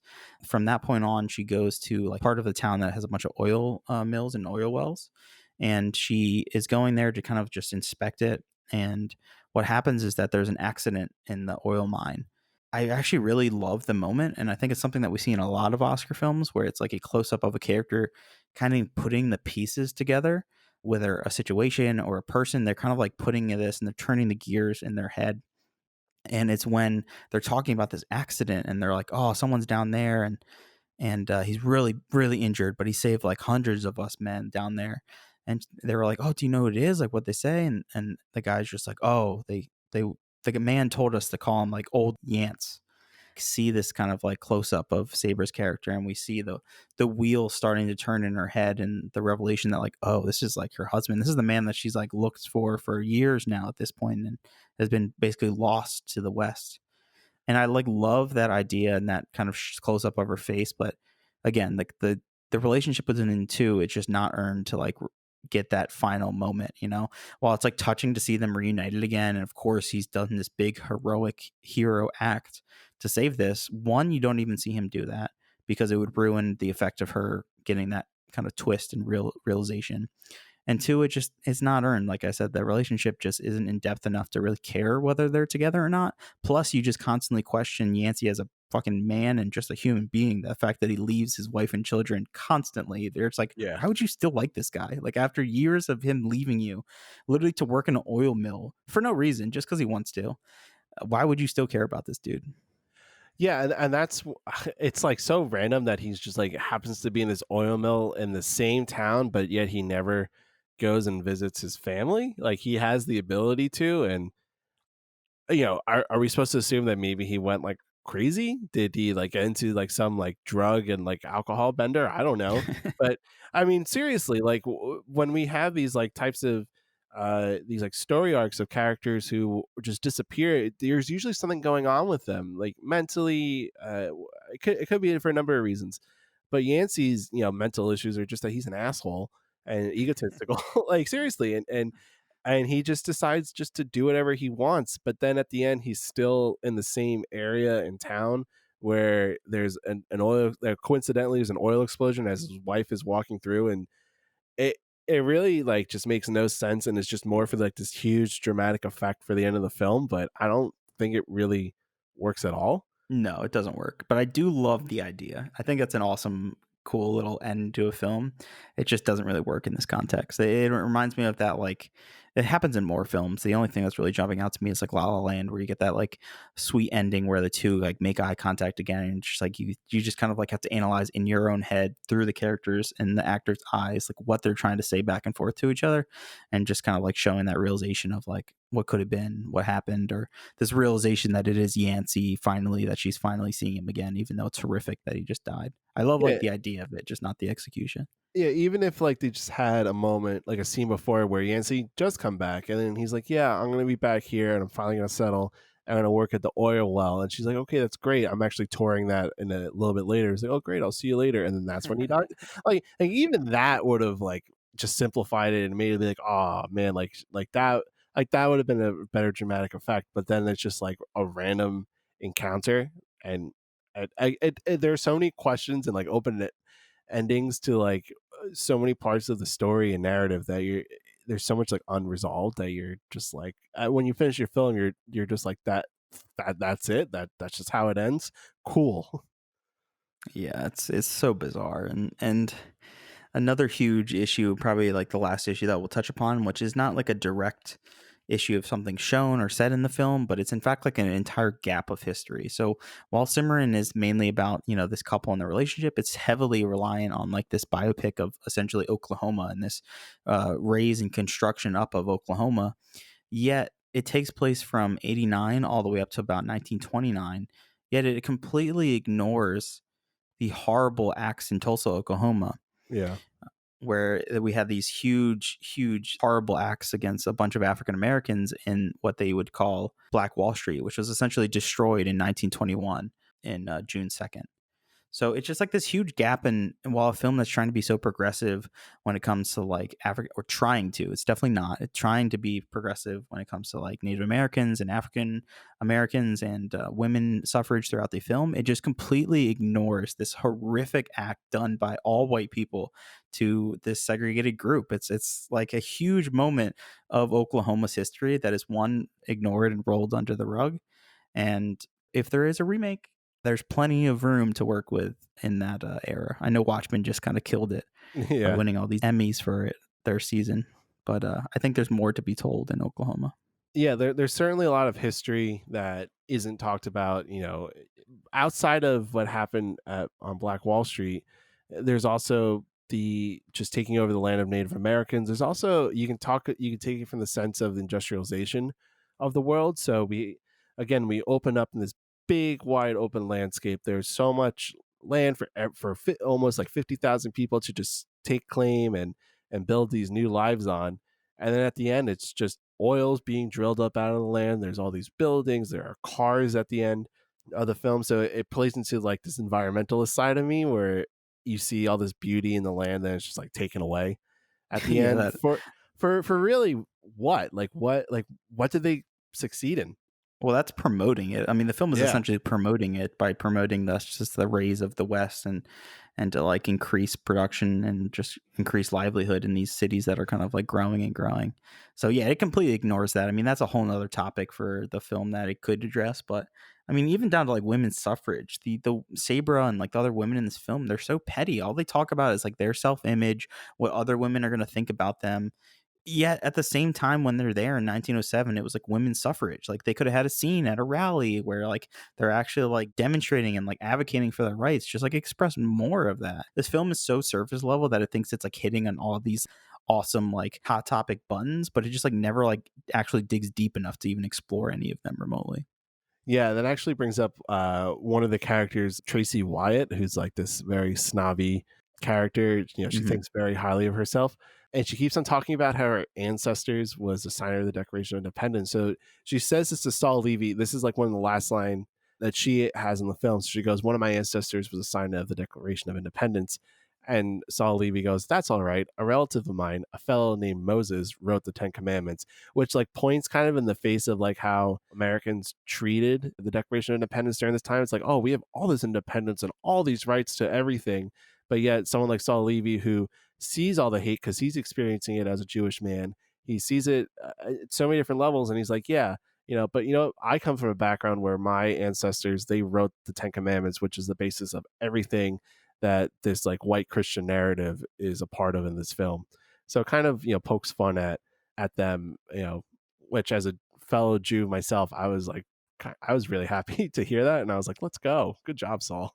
Yeah, that's a funny line that I didn't really even take in that consideration, that context. Like I really just took it as like a straight joke, like, haha, yeah, you keep saying that, I don't care, woman, like, and just like jabbing at her with this like little Moses line. Yeah, that's really interesting. That it's a lot more in depth than I thought it would be. Yeah, no, there's a lot to his characters, a lot to religion in this film. We could break. There's so much to talk about this film. We didn't even talk about enough about like Dixie Lee and like kind of her story, which almost is like a non-story in this film, just because it's like, oh, Yancey shows up randomly. He's going to protect Dixie Lee, who's being sued for being a nuisance because she's a prostitute, but that's also never outwardly said. And like everyone in the town, including Sabra, is like horrified that Yancey's like defending her, and then he like basically gets her off of whatever charge she was given. And then that also goes back to the whole like women's suffrage and how they really could have taken this film to really promote so much, and they didn't. Instead, they decided to ostracize this one woman because she was put into a shitty place in her life that she didn't mean for it to go that way. Yeah, so when talking about the film, it was adapted by Howard Estabrook, and it was originally based on a novel by Edna Ferber. And you can totally tell that while we haven't read the book that it's based on, there's definitely changes that are made. It definitely like heightens certain characters. And I would guess all my money on this that her book is mainly about Sabra, and it's about her advocating for Native Americans, advocating for women's rights. And the film just completely twists it around. It makes it all about Yancey and how Yancey is the one who's like convincing Sabra of all these things. Now, I haven't read the book. I don't know if that's true, but if I had to take a guess, I think that's exactly how this screenplay was changed. Yeah, I don't know, so I can't really make a statement on that, but I would actually venture to guess that it probably isn't, just because no one, again, like when we go back and talk about representation in film and especially narratives, there probably weren't many filmmakers who are willing just to talk about women's suffrage and women's rights and have that be the main focus of a film, and which is disgusting and unfortunate. So we haven't read this book. Clearly, the adaptation is something that creates a lot of discussion for wrong reasons and not necessarily for the right reasons. Yeah, so that kind of leads us into now when we want to talk about, which is the fourth Academy Awards and all the films and filmmakers that won that particular year. So Cimarron was the first Western to win Best Picture. It was also nominated 7 times, which was a record at the time of the fourth Academy Award. So it has this kind of like weird distinction entering the festivities of like, oh, like, is it going to win all these awards that it's nominated for? So it definitely a lot to kind of break down from there. So let's start from the best cinematography category, which Cimarron was nominated for, but actually went to Taboo for Floyd Crosby. Best art direction, Cimarron, Max Ray. Definitely deserved, right? I definitely feel like that deserved to win best. Yeah, while we haven't seen any of these other nominations, I think from watching Cimarron, it stands out in its production in terms of art direction, how big and grandiose all these huge sets were. It does feel like a really lived-in city throughout each of the kind of segments of Oklahoma. Yeah, there's so much that they build up over time. When we're talking about how they use like big structures like the Bixby Hotel and like Bahuska Avenue as like these set pieces that you see develop throughout the film. And even talking about how Abe Lincoln was in Yancey's office, well, there's so many like different things that they use to make it feel like that you're actually in Oklahoma in 1889 to up until 1929. Like they do so much of the art direction, the production design that I definitely really love. And they build basically a whole city that is used throughout other Western films from RKO's productions through time. Yeah, you can totally see where that $1.4 million went to the budget. yeah, it's pretty impressive how they built like a whole town. So it's really cool at a grand scale. But moving on to Best Sound Recording, which was won by the Paramount Public Studio Sound Department. So not a film that won for Best Sound Recording, but it was just studio departments that won for that particular year, which is really cool, I think, actually, and kind of represents the studio system that they had early on in Hollywood, that sound wasn't just for one film specifically, but more just for any of the films that studio made in general. Yeah, it's cool. It's a nice little shout out to like the whole entire department for each studio with like, you got the United Artists, RKO, and MGM all competing against Paramount. I always wondered, and I try to do some research into this about like how many people got the Oscar, like the physical Oscar award. Yeah. Because like if you're giving it to a whole sound department, like there's got to be a good amount of people, even in 1930s. Like there's got to be a lot of people in that department. Like I wonder how many people. Is it just like studio heads of the sound department? I wonder. Yeah, no, it definitely makes me wonder too. It also makes me wonder how spread apart these sound departments were. So were they? Was it just they had multiple people fulfilling the same roles just on different sets, or did they have like a guy who was like a sound engineer have to run from one end of the studio lot to the other? So maybe that's why some of the sound is really bad, because a lot of people were being rushed. I don't know, maybe that's just like a wishful comedic thinking in my head that it was like that. But really cool and interesting for how that's the only category that gets represented like that just for sound. So Definitely, yeah. moving on to Best Original Story.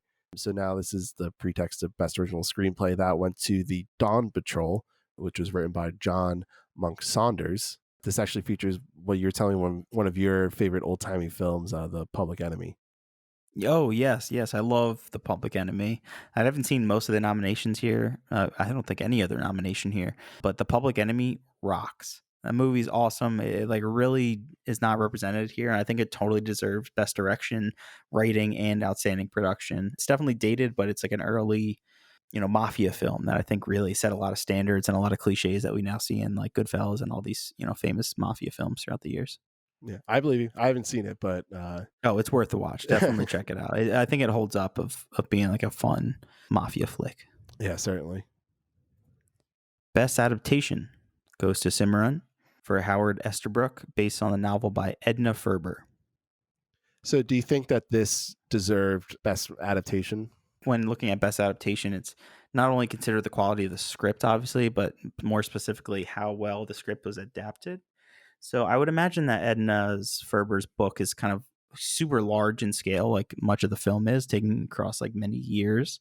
And this was probably one of the early films to kind of jump and really show these huge time gaps. So I think it was probably awarded simply because of how much it spanned together, yet still kind of held a story together. Obviously, when we talked about reviews, they were much more fond of this back in the day because it was probably way more impressive the way this film was put together and how big it was and how many different kind of jumps in time there was. I bet people were just kind of impressed by that at the time. Yeah, I definitely think that's the case. That people were just impressed with the story itself and how much time it was taking over place. And I think that kind of plays into when we're thinking about these films, we're thinking about them more stories at this point in time, because the original screenplay category is called Best Original Story, and then this is just best adaptation of a bunch of other stories, whether it's a play, a film, even a comic strip in this particular year. So I do think that probably that's why it won best adaptation, just because it at the time was a good story and was at the time was well told, even though it doesn't hold up today. And that's actually this is actually the first Best Picture winner to win a writing category. And Best Adaptation is actually the second most common award outside of Best Director that a Best Picture could win throughout time. So, which I think again is really interesting, that you think that a lot of Best Picture winners are just adaptations of other things, whether it's a novel, play, just something else, someone else's story in history. So this is the first instance where the screenplay and Best Picture go hand in hand. And another interesting thing just about this Best Adaptation category is the nomination for the film Skippy, which was written by Joseph L. Mankiewicz and Sam Mintz, which is based on the comic strip by Percy Crosby. So for those who don't know, Joseph Mankiewicz, he's part of like this like kind of rich family history of filmmakers. So he actually would go on to direct the 1950 Best Picture winner, All About Eve, and then his brother Herman wrote Citizen Kane, which, if you ask some people, is considered the greatest film of all time. So a little bit of Hollywood royalty is starting to butt up in some of these categories. The Best Actor award is given to Lionel Barrymore for A Free Soul as Stephen Ash. And now it's notable here to note that he is a part of the Barrymore family, which is brother to John, who is Drew Barrymore's grandfather. Who also appears in the fifth Best Picture winner, which you'll be hearing from us soon about, which is called Grand Hotel. Yeah, so we have, again, this representation of this like Hollywood royalty. So the Barrymore family is considered like this early on royal family of Hollywood, which was really more spearheaded by Lionel. So he gets his first Oscar. So it's kind of this like indoctrination by AMPAS of the Barrymore family. So it's like, yay, we have this like royalty there. And actually another Best Actor nominee that year was Frederick Marsh for the Royal Family of Broadway, which is supposed to be about the Barrymore family. And Frederick Marsh, he will go on to win an Oscar over the next few years, which we will get to when that time comes. But moving on, Best Actress goes to Mary Dressler for Min and Bill as Min Divot. Irene Dunne was nominated also in this category for Sabra. And we also have Norma Shear, who was the previous Best Actress winner. She was nominated for A Free Soul. So we have both lead actors and actresses nominated for Richard Dix and Irene Dunn. Do you think that maybe, and again, we didn't necessarily see these other movies, but do you think maybe there's enough there that you felt could have warranted a Best Actor or Actress win? It's hard to know. We're starting to see these buildups of like royalty, as you're calling it, and these like kind of family lineage. And then you have the previous winners like Norma Shearer and all these people that kind of like building up their dominance in the industry. And that might be just kind of like a handout to them, since it's what we've kind of seen in the previous Oscars is, whether you're having dinner with the Academy or kind of bribing them a little bit here and there, we can see some of these like changes start to take place. So I wonder like if Richard Dix is worthy of this award, I don't know, man. It's hard to say. It's really hard to say because I do like his performance, but like I personally don't think that's an Oscar-winning Best Actor performance. No, I wouldn't pick these both Richard Dix and Irene Dunn, but again, this movie was so well liked at the time, so I understand why they were nominated. Best Director, Norman Turug for Skippy, which is actually written by Joseph Mankiewicz, as we mentioned before. Wesley Ruggles was nominated for Cimarron, and another person that was nominated in this category was Louis Milestone for The Front Page. He directed All Quiet on the Western Front, and he's already a 2-time winner, so he's now being nominated again. So again, we're entering this phase of the Academy which we still see today, where it's like, oh, you're going to see these same people getting nominated and win based on what they're making, whether that's a political thing they do or just based off of their work. And I mean, we really did love All Quiet on the Western Front, so I think Louis Milestone deserves to be there. But does Wesley Ruggles deserve to be here for Cimarron? Honestly, I think so. I think the way that the time period was handled and the huge, just overall grandiose picture that is Cimarron. I mean, ignore all the horrible racist elements that we kind of really dug deep into in this podcast, but I think there is this big structure that while it doesn't work at all times, I think that's more to blame to the writing side of things. I think in terms of directing, he really pieces this together. Even in the very beginning, Land Rush, when you're talking about like establishing different characters and those characters like never even return, I think those small little details add up to like a bigger picture that, Wesley Ruggles really had an eye for detail, and especially constructing scenes and making these gun shootouts, like fun and quick paced, yet still being able to have time for just Yancey and Sabra to like kind of just talk amongst themselves in like a quiet set. I think it handles like this huge big picture together, and I think it's worthy. And Best Picture worthy or Best Director worthy, I don't know about that. Yeah, I definitely agree that he deserves the nomination more for the technical aspects. The racism I cannot get behind at all, but for the few technical aspects that we really did like about this, I do have to give Wesley Ruggles that. So that leads us on to the Outstanding Production category for Best Picture. So the nominees that year were Trader Horn, Skippy, The Front Page, Eastland, and our fourth Oscar winner for Best Picture that year was titled Outstanding Production, Cimarron, which was produced by William LeBaron for RKO Pictures. I think it may be time to ask the question again. Is Cimarron worthy of Outstanding Production? Is it worthy of the Best Picture production? Fuck no. Yeah, no. It certainly isn't. I do have to make note that people do talk about this looking back as a very weak year of Best Picture nominees. So if we run through it very quickly, Eastland was a 6 on IMDb, and these are out of 10. The Front Page was a 6.7. Skippy was a 6.3. And Trader Horn was a 6.2. And Cimarron on IMDb is a 5.9. So just overall, like really weak ratings for that category in general. So now when we look at the way that Cimarron fits in with our ratings and other ratings, so I gave this film a whopping 45 out of 100. John, what'd you give Cimarron? I would rank it around 50. So in context, my lowest film so far is The Broadway Melody, which was at 30. So I think with how this film has some admirable moments in terms of its cinematography, from its overall production design and its kind of grand scale, I just think we hit on so many of the racist agendas and kind of like mishaps and messy kind of storytelling at some parts that it kind of hits right in the 50 middle of the ground for me.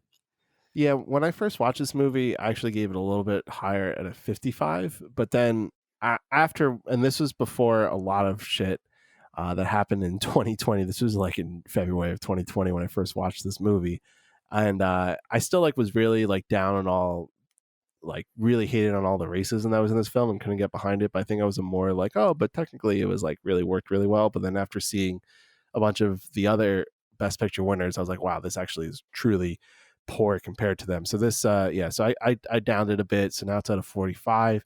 So now our averages for the Best Picture winners, I'm at a 61.5 and you are at a 61.25. So not great, but obviously brought down by 2 out of the 4 Best Picture winners so far. But moving on, the Rotten Tomatoes percentage is at a 52%. So a little bit over half of reviewers gave this a fresh rating, which I would love to talk to those reviewers about that and those critics. Anyway, so the average Rotten Tomatoes rating out of 10 is a 5.02. The audience score is a 25% and is a 2.66, their average audience score rating. And so far right now, it has the most Oscar awards at 3 total, 2 for outside of the Best Picture wins for 2 different categories. So it's a little weird in the context of other Best Picture winners. We both deemed it not worthy. That is our final answer on Cimarron. John, any final thoughts before we sign off for this episode? Yeah, so the conversation always on this podcast, the name of the podcast, is whether the films are worthy, the nominations are worthy. But I just want to take a moment, especially with this film, talking so much about these heavy topics. I just wanted to leave us on a note where I just want to address the audience and say that you're worthy. You know, like everyone is worthy, and we all have our faults and we all have good inside of us. And I just wanted to leave us with the fact that, you know, we can all be worthy. We just have to strive to be better. And I hope the Academy can, you know, one day at least acknowledge this film to push forward through their mistakes and just, you know, be better. And I hope this inclusion that they're adding in 2025 really makes a difference. And hopefully we see some change. Yeah, beautifully said, John. I completely agree. I can't wait for those days when it feels more like a very diverse and inclusive industry. So we're going to end on that note. Thank you for listening to this episode of Worthy. I'm Ben. And I'm John. And this is Worthy. I greet you in words taught me as a child. May you long travel the path of life in days that are calm and peaceful.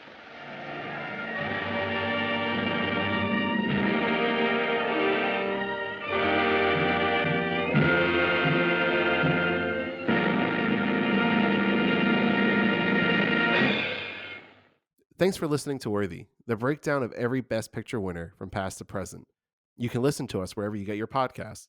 Check us out on Instagram at Worthy Podcast, on Twitter at Worthy Pod, and on Facebook at Worthy Podcast. Any inquiries can be submitted to worthysubmissions@gmail.com. Again, that's worthysubmissions@gmail.com.